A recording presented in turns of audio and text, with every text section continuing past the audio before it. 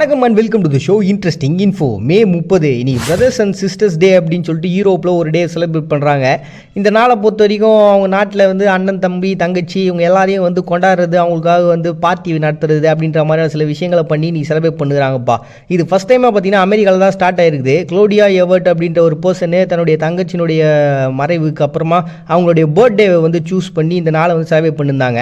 And அதுக்கப்புறம் என்ன பண்ணாங்கன்னா ELFAC அதாவது ஃபேமிலி அசோசியேஷன் ஒன்று உருவாச்சு. அந்த அசோசியேஷன் 2004 என்ன பண்ணாங்கன்னா இதுக்காக ஒரு டே உருவாகணும், ஏன்னா இந்த ஃபேமிலி பாண்டிங்கிறது ரொம்ப இம்பார்ட்டண்டான ஒரு விஷயம் அப்படின்ட்டு. இப்போ நம்ம நாட்டே எடுத்துங்களேன், அடித்தாலும் பிடிச்சாலும் அண்ணன் தம்பிடா அப்படின்வாங்க, இந்த தம்பி உடையான் படை கஞ்சான்னுவாங்க, அக்கா தங்கச்சி இருக்கிறவங்கலாம் இன்னொரு அம்மா இருக்கிற மாதிரி அப்படின்னு சொல்லுவாங்க.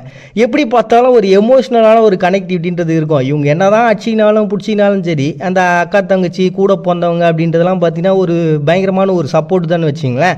அப்படிப்பட்ட ஒரு உறவை நம்ம செலிப்ரேட் பண்ணி ஆகணுமே அப்படின்னு சொல்லிட்டு இந்த ஒரு டே வந்து செலிப்ரேட் பண்ண ஆரம்பிச்சாங்கப்பா. இன்னைக்கு ஐரோப்பா அப்படின்னு பார்த்தீங்கன்னா கிட்டத்தட்ட 27க்கும் மேற்பட்ட நாடுகள்லாம் ஒன்றா சேர்ந்தது தான். அப்படிப்பட்ட ஒரு மிகப்பெரிய ஒரு திருவிழாவாக ஒரு பயங்கரமான ஒரு ஃபங்க்ஷனோட செலிப்ரேட் பண்ணுற ஒரு நாளாக தான் பார்த்தீங்கன்னா பிரதர்ஸ் அண்ட் சிஸ்டர்ஸ் டே அப்படின்னு சொல்லிட்டு ஐரோப்பிய நாடுகள்லாம் செலிப்ரேட் பண்ணுறாங்க மே 30. இதே நாளில் இன்னொரு டேவும் வந்து இந்த ஐரோப்பா வந்து செலிப்ரேட் பண்ணுறாங்க, நெய்பர்ஸ் டே அப்படின்னு சொல்லிட்டு. நம்ம ஊருக்கும் மற்ற நாடுகளுக்கும் உள்ள ஒரு மிகப்பெரிய வித்தியாசமே பார்த்தீங்கன்னா இந்த எமோஷனல் பாண்டிங் தான். நம்ம இதுக்கு முன்னாடி பார்த்த அதே நாள் மாதிரி தான். பட் ஆனால் இப்போ எல்லாருமே தனியாகவே விருப்பப்படுறதுனால யூரோப்பாவில் வந்து பார்த்தீங்கன்னா மனநல பிரச்சனைகள்ன்றது ஏகப்பட்டது ஏற்பட்டுனுக்குது. ஸோ எல்லாரோடையும் சிரிச்சு ஜாலியாக கலகலன்னு இருக்க வந்து ரொம்ப இம்பார்ட்டண்டான ஒரு விஷயம் இல்லை.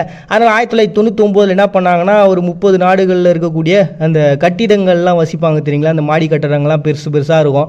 வீட்டை விட்டு வெளில வருதுன்றதே ரொம்ப கஷ்டம். ஏன்னா அந்த லிஃப்ட்டில் தான் ஏறி இறங்கி ஆகணும், இல்லை படிக்கட்டில் இறங்கணும்னா எப்படி நீங்கள் 50 மாடி இறங்குவீங்க. ஸோ இந்த மாதிரி ஒரு பெரிய ஒரு தனிமையான ஒரு வாழ்க்கைன்றது மாறி போச்சுல. அப்படிப்பட்டவங்களாம் ஒன்றா சேர்ந்து கிட்டத்தட்ட ஒரு 1500 பேர் எல்லாம் ஒன்றா சேர்ந்து இந்த ஃபங்க்ஷனை வந்து செலிப்ரேட் பண்ணாங்களாம். அந்த 2003 நடந்த அந்த ஃபங்க்ஷனை நினைவுக்கு தான் பார்த்தீங்கன்னா ஒவ்வொரு வருஷமும் இந்த டே வந்து செலிப்ரேட் பண்ண ஆரம்பிச்சிட்டாங்க. நம்ம ஊர்லேயே பார்த்தீங்கன்னா இப்போது ஒரு காலகட்டத்தில் யாராவது வீட்டிலேருந்து குழந்தைங்க ஓடி வந்துச்சு அப்படின்னா நீ குமாரோட புள்ளியாடா அப்படின்னு சொல்லிட்டு அதை உட்கார வச்சு சாப்பாடெலாம் போட்டு அப்படியே சந்தோஷமாக இருந்த காலம் ஒன்று. இப்போலாம் பார்த்தீங்கன்னா கதவு மூடு, அந்த பக்கத்து வீட்டு சனியை வந்துட போகுது அப்படின்னு சொல்லிட்டு மூடி வச்சுருக்கிறோம். ஸோ அந்த அளவுக்கு ஒரு விஷயமா போயிட்டு இருக்கு நம்ம ஊரில். பட் ஆனால் இவங்கெல்லாம் பார்த்தீங்கன்னா நெய்பர்ஸோட என்ஜாய் பண்ணுங்கப்பா, சந்தோஷமாக இருங்கப்பா அப்படின்னு சொல்லிட்டு ஒரு டே கொண்டாடுறாங்கப்பா.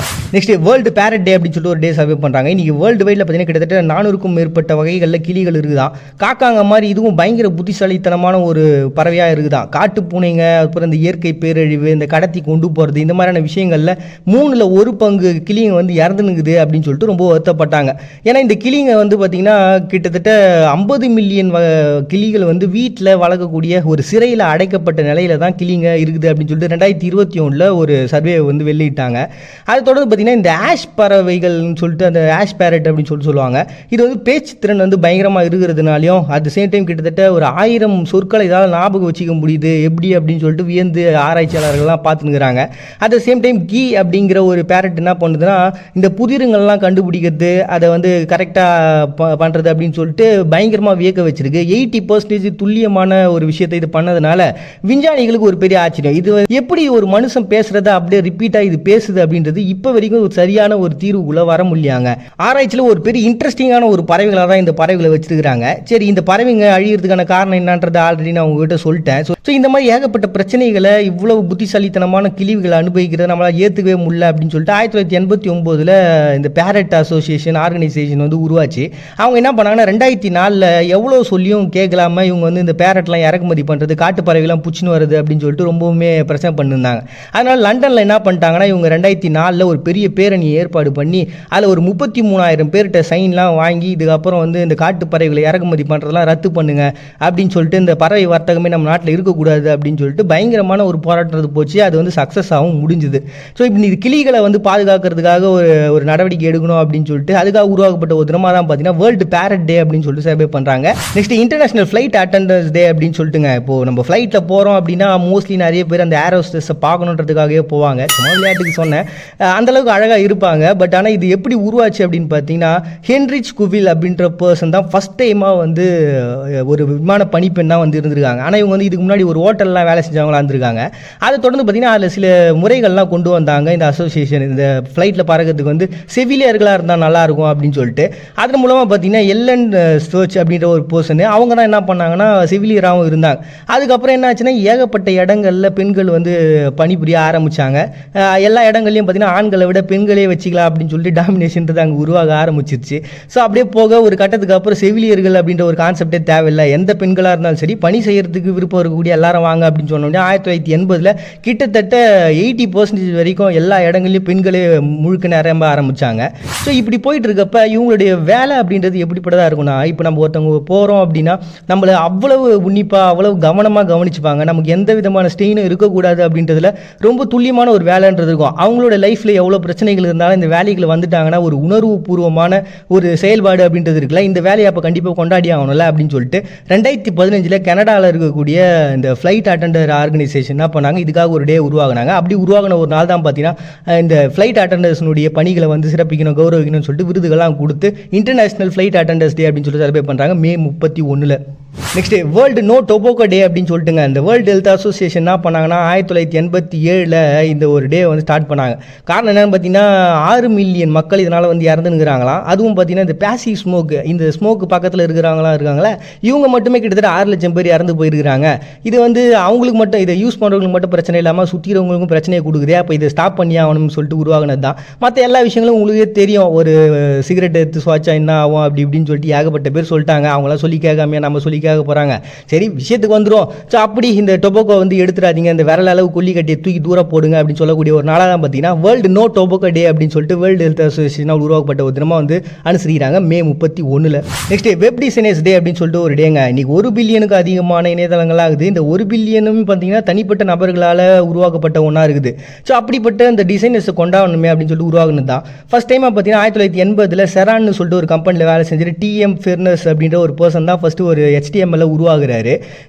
இந்த செரான்ற கம்பெனி கூட நம்ம நிறைய டைம் கேள்விப்பட்டிருப்பாங்க. இந்த கடவுள் துகளை வந்து கண்டுபிடிக்கிறதுக்காக ரிசர்ச்லாம் போச்சு. ஸோ அதை கண்டுபிடிச்ச ஒரு நிறுவனம் தான். ஸோ அந்த நிறுவனத்தில் வேலை செஞ்ச ஒரு பர்சன் தான் பார்த்தீங்கன்னா இவர் ஃபஸ்ட் டைம் HTML உருவாகிறாரு. அப்போ தான் பார்த்தீங்கன்னா இந்த இணையதளன்றது பயங்கர ஃபேமஸ் ஆக ஆரம்பிக்குது. அதை தொடர்ந்து பார்த்தீங்கன்னா CSS, ஜாவா ஸ்கிரிப்ட் அப்படின்னு சொல்லிட்டு ஏகப்பட்ட வலைதளங்கள் வர ஆரம்பிச்சிருச்சு. ஸோ இது எல்லாமே பார்த்தீங்கன்னா இன்றைக்கி நம்மளோட பெரிய டெவலப்மெண்ட்டாக மாறிச்சு. அட் த சேம் டைம் இந்த வேலை செய்கிறாங்களா இவங்க எல்லாம் வந்து பார்த்தீங்கன்னா மக்களுக்கு அதை கரெக்டாக கொண்டு போய் சேர்க்கறதுக்கு என்னென்னலாம் பண்ணலான்னு சொல்லிட்டு அதனுடைய டெவலப்மெண்ட் இப்போ எந்திரன் 2.0 அப்படின்னு சொல்லிட்டு அப்கிரேட் பண்ணுறாங்களே, அந்த மாதிரி இந்த வெப் டிசைனிங் அப்படின்ற ஒரு விஷயம் வந்து அப்டேட்ன்றது பண்ணுறதுக்காக இன்னும் பல பேர் வந்து வேலை செஞ்சுருக்கிறாங்க. அவங்களோட வேலையெல்லாம் வந்து நம்ம கண்டிப்பாக கொண்டாடி ஆகணும்னு சொல்லிட்டு உருவாக்கப்பட்ட ஒரு தினமாக தான் பார்த்தீங்கன்னா வெப் டிசைனர்ஸ் டே அப்படின்னு சொல்லிட்டு ஒரு டே வந்து செலிப்ரேட் பண்ணுறாங்க May 31. நெக்ஸ்ட் மலேசியாவில் இன்னைக்கு கவாய் தயக் அப்படின்னு சொல்லிட்டு சரவாக் அப்படின்ற ஒரு மாநிலத்தில் இருக்கக்கூடிய மக்களும் அதுக்கப்புறம் மலேசியாவில் இருக்கக்கூடிய பல பகுதிகளையும் ஒரு சில பேர் வந்து செலிப்ரேட் பண்ணி தான் இருக்கிறாங்க.